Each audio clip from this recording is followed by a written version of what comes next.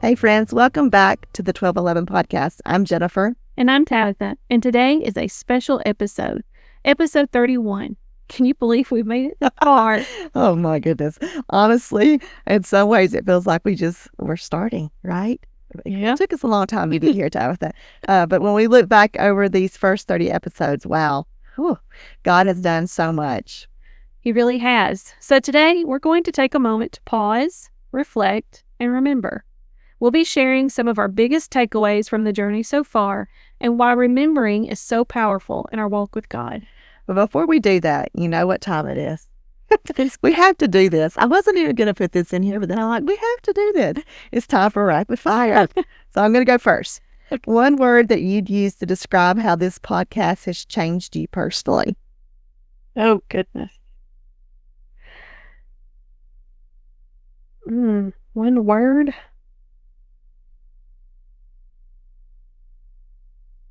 Goodness, I don't know if I can do it in one word. Well, you don't. I guess I can give you one sentence. Oh my goodness, you've stumped me. I'll share mine. Yeah, share yours. Because I think this is kind of for both of us. But I was thinking about the word surrender. And the thing that I've had to surrender is my struggle with perfectionism. Yeah. So that's one of the things for me has been surrender. Like when God asks you to do something, just do it. You don't have to do it perfectly, right? You take care of it. Yes, I would agree with that. So I'm going to steal that. And I want to add, I think, blessing. Oh, yeah. Because it's yet another thing that I've been able to do that I never would have dreamt I would do. Yeah. Even if I hadn't had my health journey. Right. Podcasts, like, you know. So, yeah, right. Definitely surrender. Yeah. Biggest lesson God has taught you since episode 1? Well, I think it kind of goes with what I said, I guess. I should have planned ahead and not said that on episode 1. But I do think it is this, that, man, and I know this, but I need to be reminded of it. I think it's like the Israelites needed to constantly be reminded of the best place to be, although it may be the scariest and you may feel ill-equipped, you may feel challenged, or, it may be like strength you don't have, whatever it is. When God calls you to do something, there's going to be peace in doing it. It doesn't mean that it's going to be easy. And that when he calls you to do something, like, he doesn't call you necessarily because he thinks you have all that it takes to do something. He calls you because he wants to equip you and empower you. He wants you to experience him more fully through your obedience of doing what he calls you to do. So for me, it's been just a reminder, like when God calls you to do something, do it, because he works out all the details. It doesn't have to be perfect, right? He's not looking for perfect. He's looking for obedience. And it's, if I can do it perfectly, then I never have to trust him to do it. I can just do it on my own.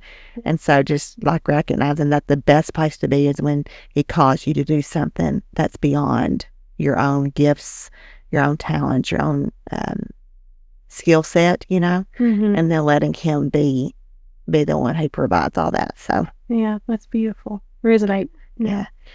This is a funny question. If 1211 had a theme song other than our actual intro, what would it be? I'm going to be honest. Okay.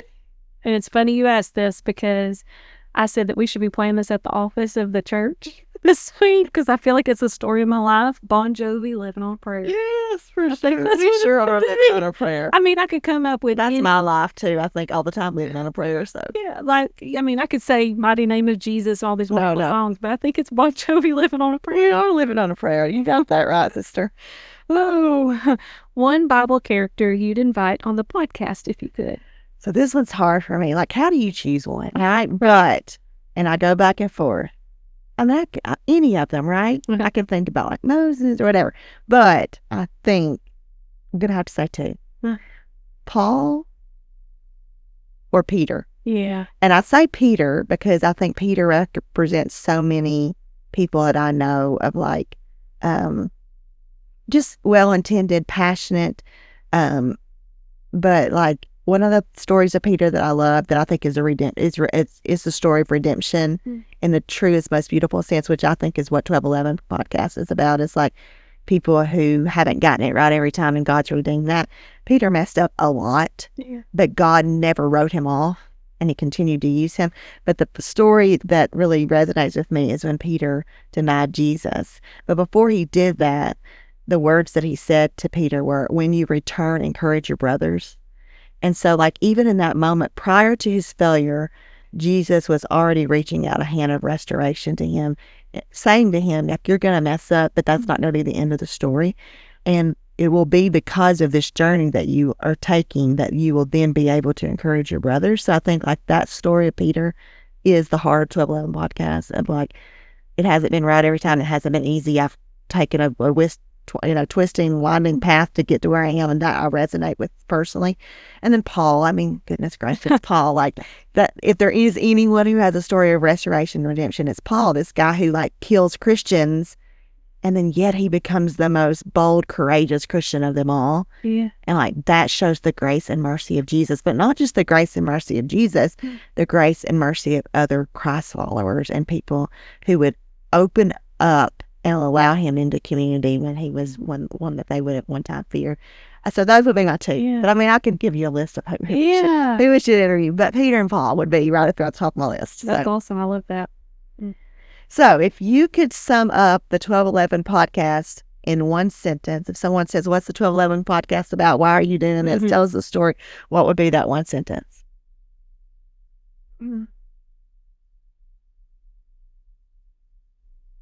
I guess I would have to say restorative.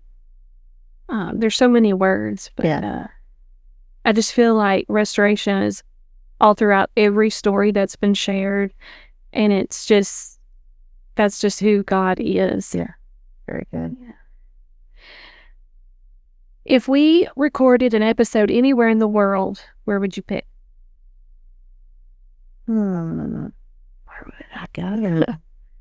Well, I mean, okay, I don't know if it'd be a specific place, but I love the beach. And, like, there's nothing more peaceful than the beach to me. So, like, wouldn't it be cool to, like, have a little podcast recording studio that was all windows on one side and all you were just looking out at the beach, like the ocean, as you were recording? Yeah, that would be super awesome. I think sit and right by it and have the waves in the background. No, you know how much we've struggled with sound. That could be a real issue for us. But yeah, like the beach, somewhere where it's like, oh, there's less, like, little cozy corner and you could see the beach. That would be super cool. So let's see. What's something you learned about yourself through podcasting? I can do hard things and I can do them scared. Yeah. Think. Yeah. Yeah. Terrified, right? Yeah. Yeah. I think about how that's really, we sat on this for a long time and it was all out of fear. Yeah. And then one of our first guests, who was it that said this? Can't even remember. Oh, I think it was Amy Herring that said that one of her spiritual mentors said, fear will be the thing that keeps you from your calling. Mm-hmm. And that is it, right? We can do it scared. It doesn't mean, like, and I think there's this false understanding about following Jesus and being obedient to what he's called you to do. Like, I think a couple of things, honestly, that I think. People think that if they're following Jesus, that they'll be totally at peace about it. And I do think he brings peace, but sometimes when you say yes, it's not peaceful. Like, you don't have a sense of peace, right? Yeah. Because the enemy's trying to just wreak havoc in your mind. I think the peace comes through obedience, but I don't think sometimes we don't have the peace up front. We have to just do it scared, right? Do it fearful. But also, I think sometimes people, and I think about Moses with this, like, people think, well, God will only call me to do things that bring me great joy, that I love to do, that I'm passionate about, right? Yeah. And I think those things come too through obedience. Like, I think he does begin to fulfill us and bring us passion just like he did for Moses. But, let's be honest, sometimes God says, I want you to do something, and you're like, oh, really? No, I think you should probably find somebody else, right? Yeah. Or I don't really want to do this. Like, this is not my thing, right? Yeah. But I think there's seasons in our life where he will call us to serve in places and do situations where we're fearful, we don't really know if it's something we want to do, but then through the obedience, he brings those things to us. Well, I'll be honest. I was also a little fearful because I thought, I am not the best with words like Jennifer is. I don't have the biblical knowledge. I don't feel like, I just felt, which is a lie. I just felt like, man, Pastor Jennifer's got it going on. There's going to be Tabitha over here. It just, I don't know. So I appreciate your encouragement and your God working in and through you to help me find my confidence and, courage. Well, I think that's the cool thing about our walk with Jesus too, is like, I love when I look at so many things in my life of how he weaves things together. Like he doesn't put us in ministry opportunities with people where all of us have the same skill set, right? Because that's not what it's supposed to look like. And I think about calling the 12 disciples, like they weren't like cut and paste, right? Like they didn't all have the same personalities, the same skill set. And that, if we can lean into that as his followers, I think we experience more fully the life he's called us to, instead of like putting ourselves in little closed circles where everybody looks familiar and everybody thinks the same and everybody has the same interests and skill sets. I think we limit ourselves when we do that. Like, so I think when we can embrace that, we don't have to have every skill and every talent, because God puts us with people who also have those things to balance us and to help us. I think about my husband and I'm like, oh, I'm so glad that we're not identical, because we'd kill each other. But not literally, by the way, not literally kill each other, just, figuratively. But I think about how I look at Jason and I say all the time, like, any way that God has used us as a couple, that we are so humble that he has, is the fact of he balances us. And when the things I'm not as good at, Jason is good at, right? And he uses us together to do things that one of us might not could have accomplished on our own. So it's very beautiful. Thank you. What's your quick encouragement to someone who's hesitating to start something because they feel inadequate, like we did? I think I've kind of already addressed this, but I think if you believe that God is calling you to do something, he's put something on your heart and he continues to bring it back to you, right? Like, it's not just that I ate Mexican late one night and had a strange dream and I woke up the next morning thinking I'm going to do whatever, right? It's like consistently God continues to weave that into your story, and he continues to speak that into your life through other people, or like it's, I think about our adoption story. Like, God would not let it go, right? I mean, I knew, and he continued to just bring that and like build and grow my passion and my desire for that, and just my heart for that, to break my heart for it.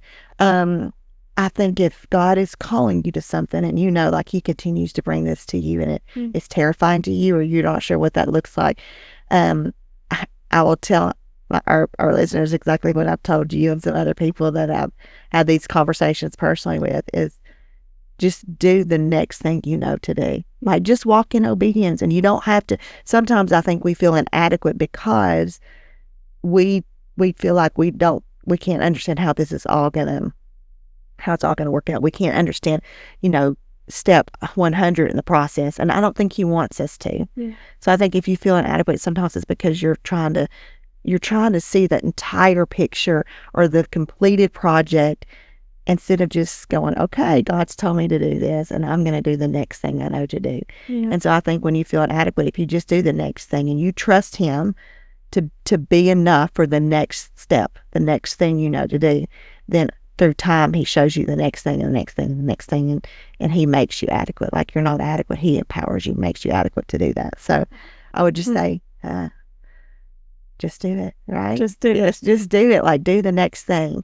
And I would also say, find people you trust, like your inner circle, to share your heart and your dreams and your passions with. You need people that will speak life into you and sometimes ask you the hard questions to help you think through what is God calling you to, but also people that will walk that journey with you and encourage you as you go through that. So that's great. So maybe something, Tabitha, that you've said on the podcast to one of our guests, or even about the podcast, that was something that you said, but that you really needed to hear it yourself. There are so many things. I don't even know where to begin. Goodness. I think I go back to Kate and her story about how, so it's not really my words, but it's her words.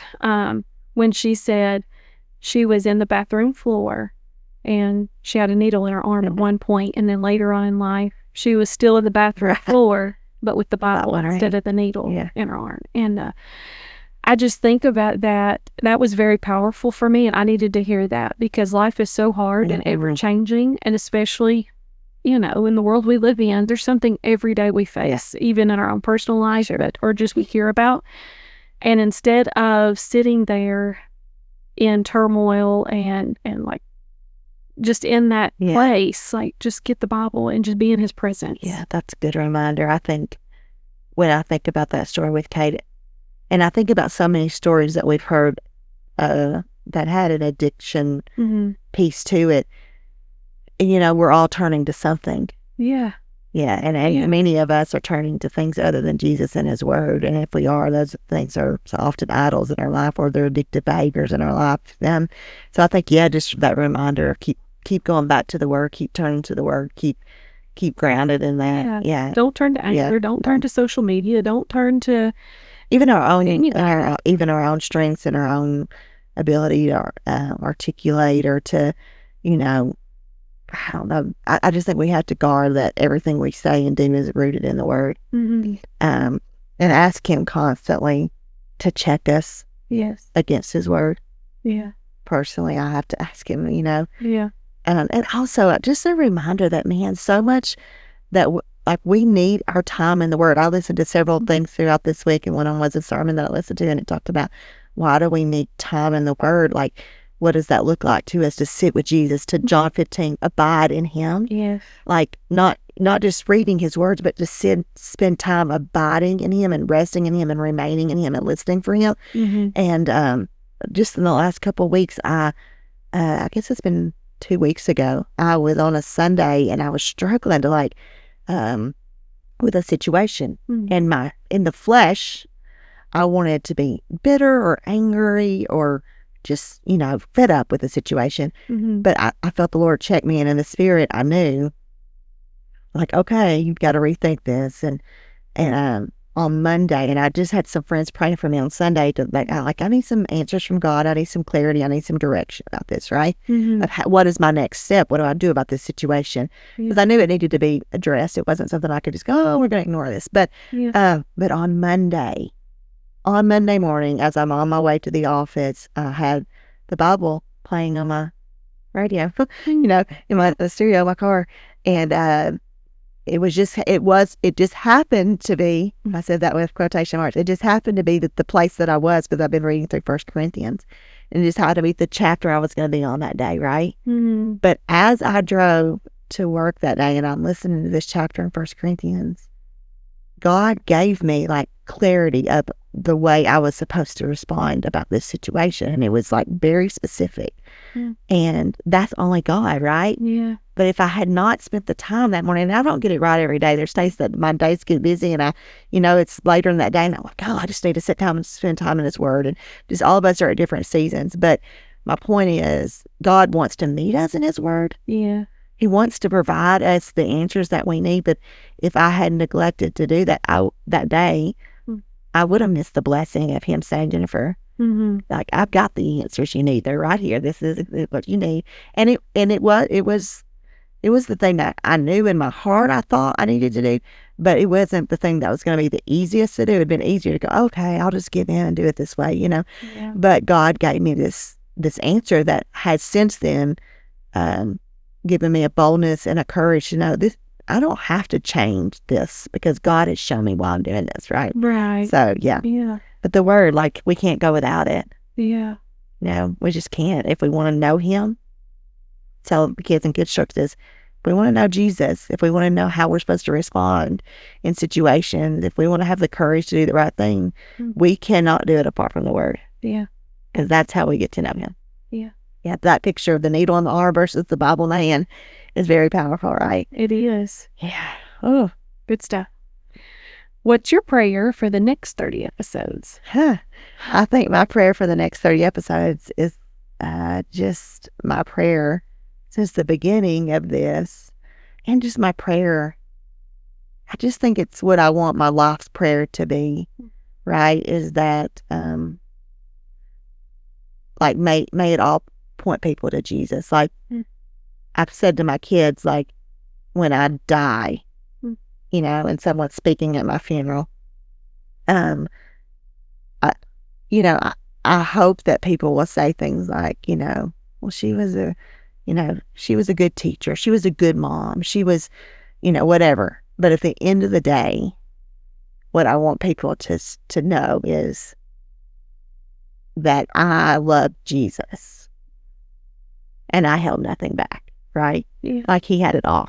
And that's what I pray for this, is that it points people to Jesus, like that it sends a message of, he's the only source of hope that we have. He's the only source of joy and peace and grace. So at the end of the day, my prayer, I guess, for the next 30 episodes and forever, however long this thing goes on, is that every episode, people sense the presence of the Holy Spirit and the love and grace of Jesus that changes your life.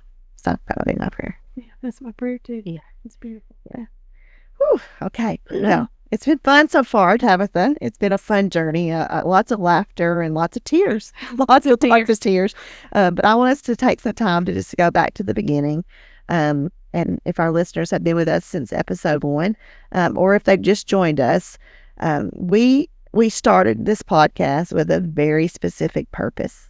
We sense God calling us to create a space where stories of redemption, restoration, and freedom are only found in Jesus, that those stories could be told. Stories that remind us all God is always at work, even in the waiting and even in the wilderness. And we named it the 12:11 podcast based on scripture, based on Revelation 12:11. As we thought about what the name should be, God showed us this, the passage, they triumphed over him by the blood of the Lamb and by the word of their testimony. So by the finished work of Jesus on the cross. And then walking in freedom means sharing the word of our testimony, like what God has done for us through the finished work of Jesus. So based on this truth from God's word, we believe there's power in your story. There's power in sharing it. And that is the heart behind this podcast. Yes, and over the past 30 episodes, we've been honored to hold space for people to share how God has met them, healed them, challenged them, and called them. So we can't be here all day. So what we're going to do is we're going to talk about some of our moments from episodes 1 through 10. Maybe in a few weeks we'll unpack some more of the episodes. But episode moments from these episodes 1 through 10, like the beginning when we were still working out all the sound issues, when we were still trying to figure out 1 microphone, 2 microphones, which room in the house did it in, what do we do about the barking dogs, what do we do about our children, like all the stuff. Yes. Like those early days, we're going to go back to episodes 1 through 10 and just share like some moments from each of those episodes that really stuck with us.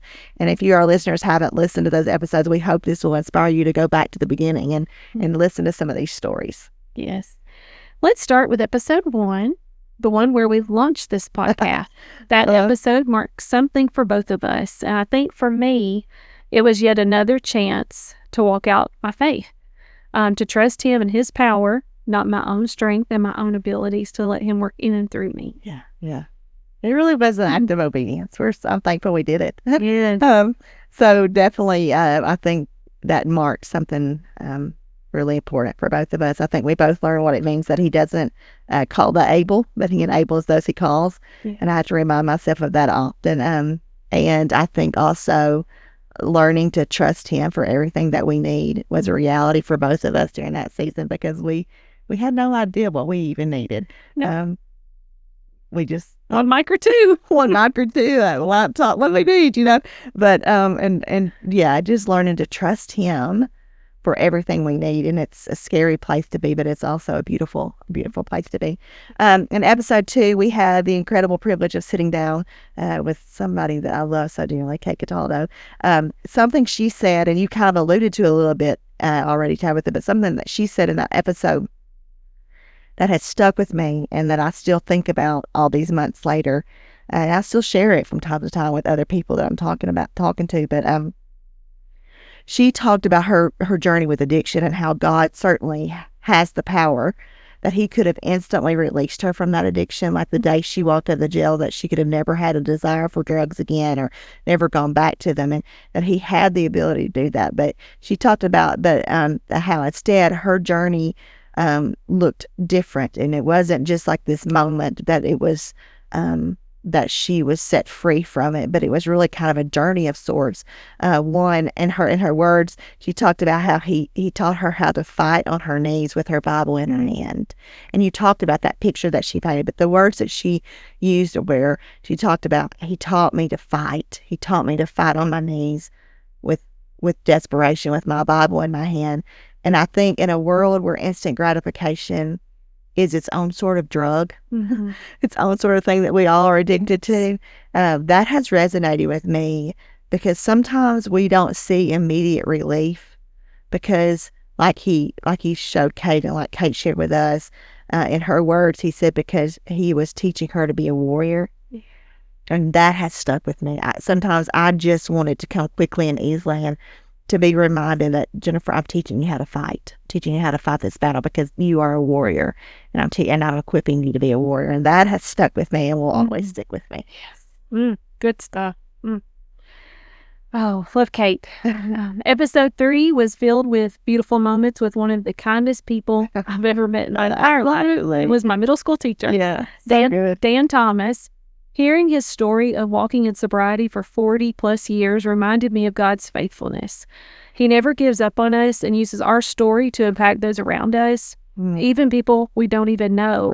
Right. Dan shared after the podcast had aired that he had returned to an AA meeting, and they're sitting in this circle and they're going around introducing themselves, and it comes to this young man, and the young man says, "My name is such and such, and I recognize your voice, and I'm here because of you and that podcast." Oh, yeah. It's just crazy to me, and how beautiful it is that God unites us in and through the very things meant to destroy us, and then creates beauty beyond anything we could ever imagine. Yeah, and then that Dan had shared in that story, in that episode before we started, that when we were thanking him for coming, it's like, if it just helps one person, and like to think that God loves Dan so much that he let him meet that one person. Yes. And I don't believe it's just one person, by the way. I believe lots of people have been impacted, but like that he got that the desire of his heart was just one person, and then God gave him them. So powerful. Yeah, it is. And episode 4 was super special to me because we sat down with someone near and dear to my heart. God blessed me with Monica to share life with her a few years ago, Monica Engel. And I've said to several people, it's been one of the most powerful things he's ever done to grant me the opportunity to walk shoulder to shoulder with her, to be a spiritual mentor as she's discovered what it means to walk with Jesus, and to live immersed in his word. And so to sit down with her was just really, really powerful for me. When she shared the story in the podcast about the picture of her abuser that she found in the bottom of that plastic tub that was still in a frame, and that how she had held on to that for years, how that tub had moved from place to place with her, with that picture tucked away. And then hearing how God said to her, you don't have to keep hanging on to that. It's time to let that go. You don't have to keep going back to that. You don't have to keep carrying it with you from place to place. And how he just showed her that that there was a freedom he wanted her to experience by taking that out of the frame and discarding it. Woo! That would preach, by the way. Yes. And I think it just reminded me that too often we keep going back to the place of our pain and hurt, or we keep carrying it with us, just like she had carried that tub from place to place with her. Yeah. Like it always has to be the thing that my story centers in or revolves around, and how God really wanted just to free her from that hurt and that pain. And I think we let that mile marker sometimes keep us from going forward. Yeah. And we keep going back to that space. And so we stay in a captivity that he wants to free us of. And that's just been, that for me was such a powerful moment to think just the symbolism of that tub and what that had represented in her life. That was bigger than that tub, right? Yeah. And that how when she finally met Jesus in that place in her backyard, and he's like, this doesn't have to be your story anymore. And how she's like unpacking that and letting him strip away all those layers of hurt and pain is beautiful. Yeah. And just the amazing things she's been able to do since. Yeah. Let that weight go. Yes. Yeah. Hearing But how she's been able to invite other women to walk in freedom too, because she herself has experienced freedom. Yeah. Yeah. So good. Yeah. In episode 5, I had the opportunity to share my own story and how God has healed and restored and all those things. And as we sat and talked that day, I was able to share the power of God in my own life and in my faith journey. Sharing God's goodness in and through my journey of suffering is incredibly healing. And I feel like each time I share it, he heals another little piece, another little bit of all the hurt and the suffering. And it's something words can't even describe. And I remember 2 conversations that I've had with God over the past. And one was, if I live, I'm going to return each and every breath he gives to me back to him. And I'm going to share of his goodness with each and every one of those breaths. And another one is, if it, kind of like what Dan Thomas said, if it brings one person hope, then the suffering was absolutely worth every bit of it. Yeah. And I remember that day recording that, and at the end you were like, man, I didn't know how bad I needed to talk about some of that. Yeah. And I think that's been the story for a lot of our guests too. Yeah. Is like, by telling your story, you find deeper levels of freedom every time you tell what God's done, and then it sets other people free too. But I think there's something about speaking it that takes it back from the enemy. Yeah. You know, it gets it out. Yes, yeah. And so I've said this to you, but that episode reminds me that it's a blessing to walk this journey with you. You teach me a lot every day. Well, I'm sorry. It's okay. You teach me a lot too. We'll just try to about what it looks like to truly live. And I think when you've stared death in the face, you live differently. Yeah. And I've learned that through you, so it really does change your perspective. And I'm thankful for that. Thank you. I'm thankful for you. Yeah. Because you pulled me out of the pit many times, so. Okay, Kayla White joined us for episode 6. She talked about what happens when God calls us away from situations, people, places, and experiences that have been a core part of who we are, and what it looks like to walk out that season with obedient trust. It's so incredibly difficult to walk out those seasons with obedient trust because those around us don't understand. Right. And oftentimes we don't even understand. We just know what he has called us to do. And that is what leaves room for faith. Yeah. And that's what makes God God and makes us not God. Yeah. And I just think about so many times, even in my own personal life, when he's asked to walk, ask us to walk away from things or people or what, and it's so hard. Yeah. And you don't understand, because a lot of times you feel like, well, you led me here. Right. So now it's time to go. And you can't wrap your mind around that. Absolutely. And I think it's a good reminder that often when God calls us to do something, especially to walk away for something or to give up a part of something that's become such a part of our identity. Mm-hmm. Jason and I have talked about often in life so much of our story and our faith journey. In the moment, it feels about you, but it's always about so much more than you. Like there's other people who are watching as you walk in obedient trust, and there's other people who maybe find faith and the courage to do the hard thing that they have wanted to do because they see you do it. And so sometimes I think he asks us to do hard things, and it's not about us at all. It's about other people seeing us do hard things and believing, okay, if God helped them, he'll help me too. So absolutely. Yeah. That's so good. Thank you for sharing that. Yeah. And then in episode 7, it was a powerful conversation when we sit down with Pastor Jake Beer, my son-in-law. Mm-hmm. One thing I appreciate about Jake on the daily is his humility and just his willingness to be who Jake is, to be real and raw. He's not trying to be something he's not. He's not trying to impress other people with who he is. He's just genuinely who he is, and I'm so thankful for that. And I believe that's one of the ways that God uses him in the lives of those he shepherds, specifically the teenagers that he shepherds. I think they find him approachable and real and authentic, and I believe that's what this generation is looking for. In that episode, his openness about a low, dark moment in his young adult life was a reminder that the enemy tries to convince us that our life doesn't matter. And it really makes me resonate with how many people or believing that lie, and how he tried to use that lie with Jake as well, that when things don't go the way we had hoped them to go or the way that we had planned, that there's no reason to keep going. And Jake was so transparent and honest about that. But I love the story of how God met him in that place, how God found him in a dark parking lot where he intended to end his life, and how God intervened there through a caring police officer. And to think that God loves Jake that much, but that he loves us that much, that he comes after us, right? He finds us, and he never leaves us. He rescues us. That's beautiful, and it's such a powerful reminder of just how deeply he loves us, how much he cares for us, and never gives up on us. That's beautiful to me. Yeah. I didn't expect to cry this much of this one. We've lived all this one time, Tabitha. Here we are. Jason always says, Jennifer, every time you listen to an episode, you act like you haven't heard it.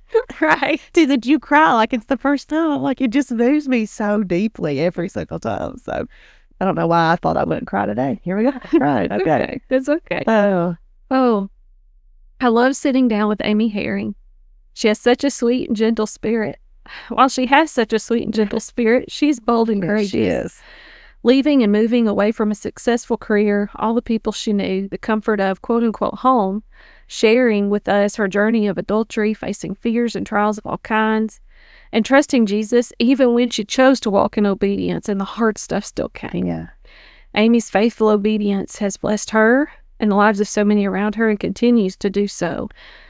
She is allowing God to work in and through her at life choices where she has become just, I don't know. I think about her voice, and I think about the power in her prayers that she's praying over these young women. She's changing lives. Yeah, and Amy is the epitome of Jesus stretching someone. Like, she says that to me all the time. He just keeps stretching. I'm like, yes, that's where you want to be. Absolutely. So in episode 9, I guess it was, we sat down with Shelley Holloway. There were lots of moving moments as she shared about her journey as a mom.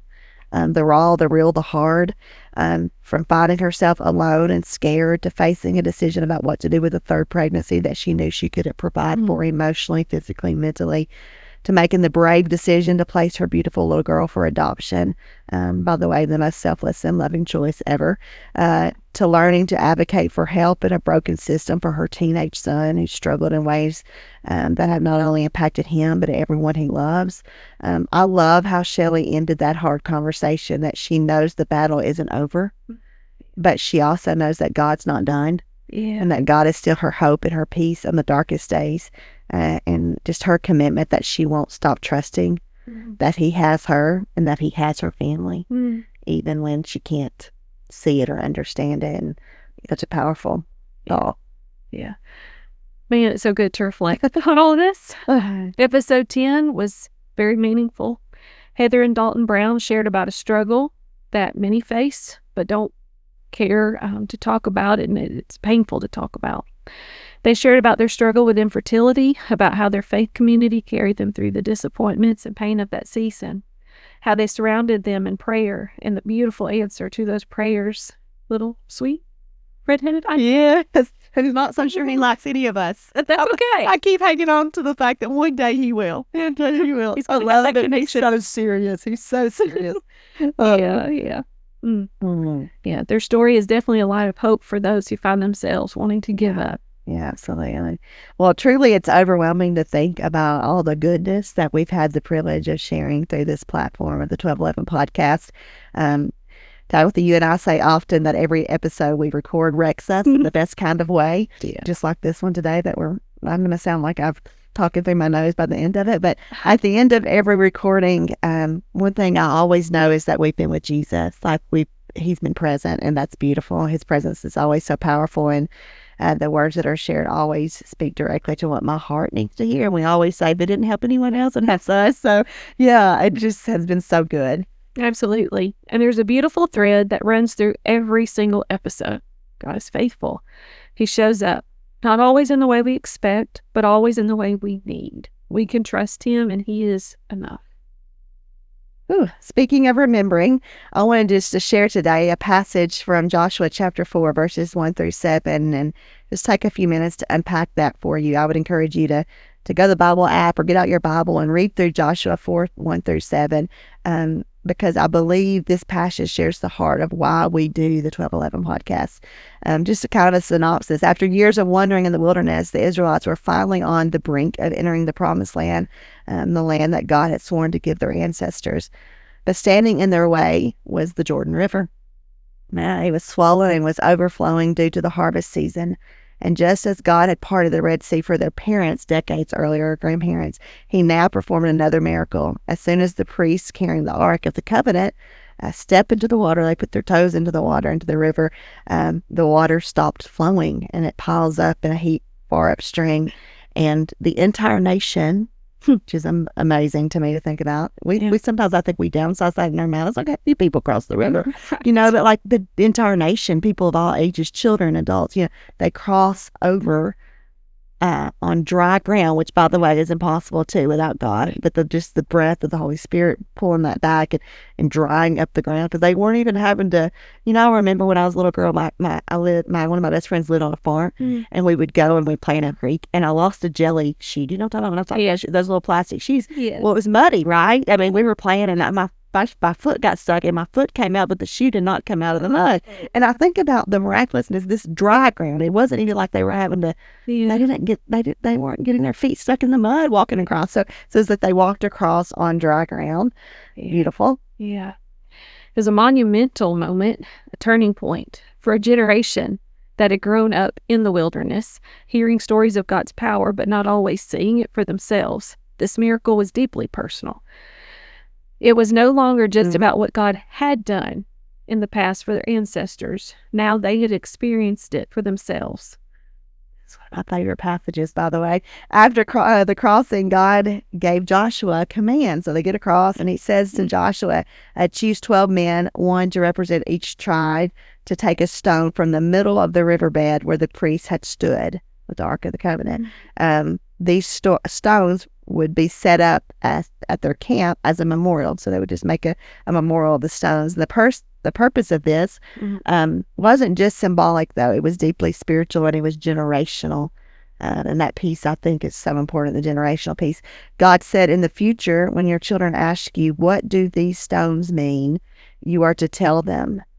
Tell them about the miracle. Tell them about the faithfulness of God. Tell them how he made a way when there was no way. Yeah. These stones became more than just rocks. They became a testimony, a physical reminder of a spiritual reality, a symbol that God keeps his promises, that he is present in the journey, and that he is powerful enough to lead his people through impossible circumstances. Yeah, the stones were a visible reminder for the Israelites that no matter what they faced, they were never alone, that God had been faithful before and that he would be faithful again. And when they faced new difficulties, because they were going to, just because they were walking in the promised land didn't mean life was going to be easy, right? They were going to face new difficulties, that when their enemies would rise up against them, or when life would bring storms that were harsh and destructive, that in those moments they would know that they could look at the pile of rocks and that they could be reminded that their God was a waymaker, that he was a God who would always keep his promises, that he was faithful then, he is faithful now, and he will be faithful tomorrow. Man, really good stuff.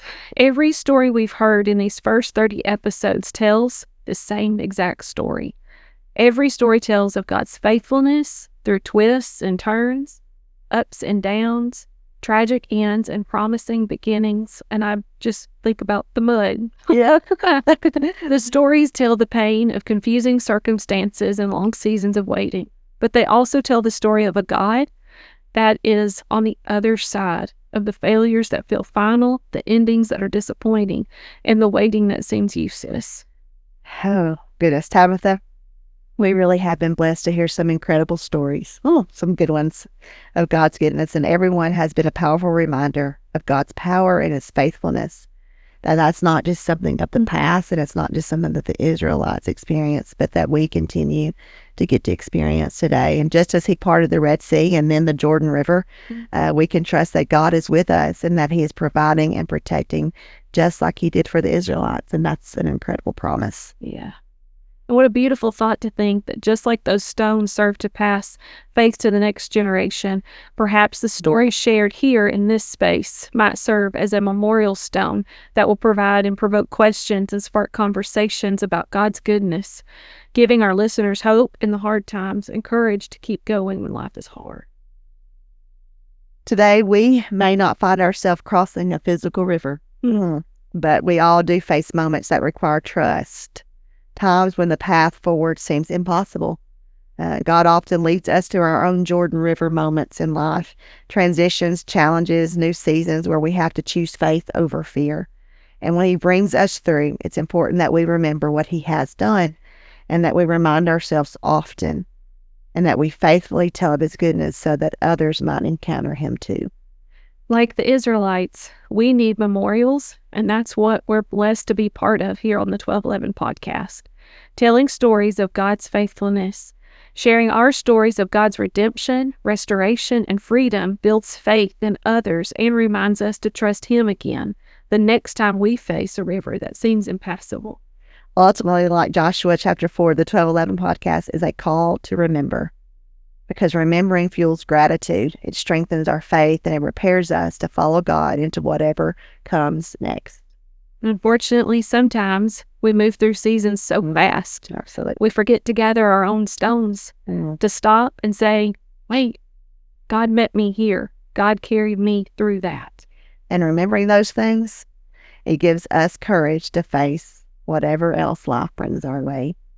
If you're listening today and you're in the middle of something hard, we want to encourage you. God has not abandoned you. He is still writing your story.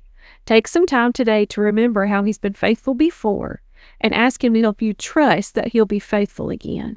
And friends, if you've experienced the transforming love and grace of Jesus, then you have a story to share too. A moment when God showed up, a moment when he redeemed something that felt broken or gave you new direction when you felt lost. Don't keep your story to yourself. Tell your story.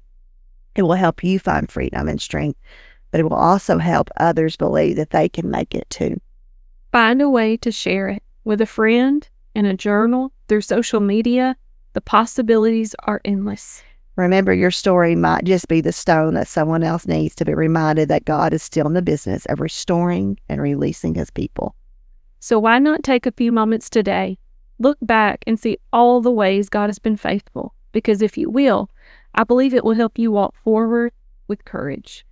Friends, thank you for being on the journey with us. It's been fun to sit down with you today to revisit our first 10 episodes. We're excited for what God has in store, what's ahead for us, the 1211 podcast community.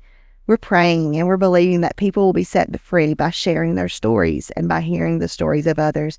And most of all, that God will be honored and that he will be glorified in every story that is shared. Yes. Until next time, keep telling the truth of what God has done, because there is power in your story. Blessings, friends.